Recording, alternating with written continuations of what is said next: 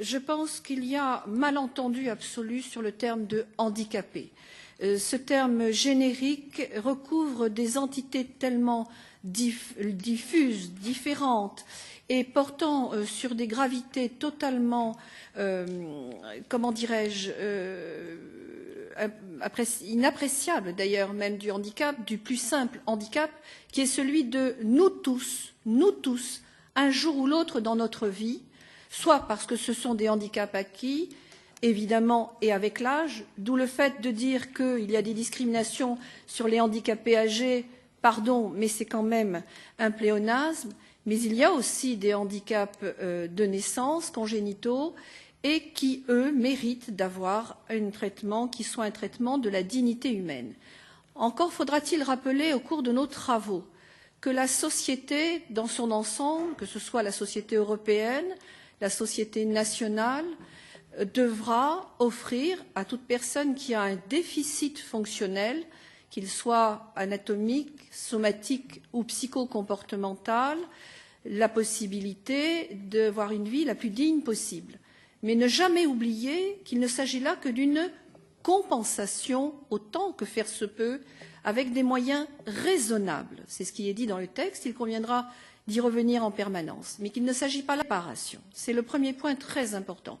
Et cette indication s'applique aussi, bien entendu,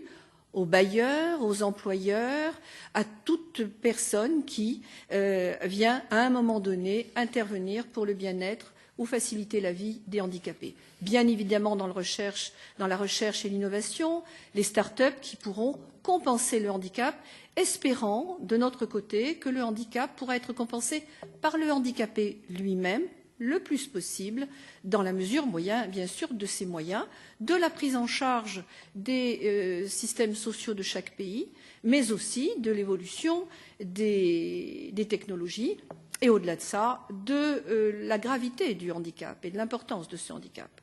Le deuxième point que nous aborderons très régulièrement, c'est que le handicap est une notion objective et que ce terme de discrimination qui vient complètement envahir le débat est une donnée subjective et qu'il conviendra précisément que nous fassions en sorte, ça je crois que c'est la responsabilité de chaque pays, que de faire en sorte que chaque handicapé ne se sente pas discriminé. C'est une chose entendue. Mais de là à faire un mélange des genres qui devient, à un moment donné, pardonnez-moi le terme, mais je n'en trouve pas d'autre, ridicule, de pouvoir dire qu'il peut y avoir un cumul de handicaps au motif que l'on est à la fois pauvre, migrant, transgenre, femme, âgé et pauvre. Vraiment, il y a là un mélange des genres et surtout, c'est aborder le problème par le mauvais bout puisque on ne traitera que des conséquences partielles et non pas la véritable cause qui permettrait que, enfin, un texte européen, quelle qu'en soit la forme, puisse être efficace. Sinon, par définition, il sera inefficace et il ne faudra pas s'étonner à ce moment-là que le contingent des eurosceptiques soit de plus en plus important. Pour tout cela, Madame le rapporteur,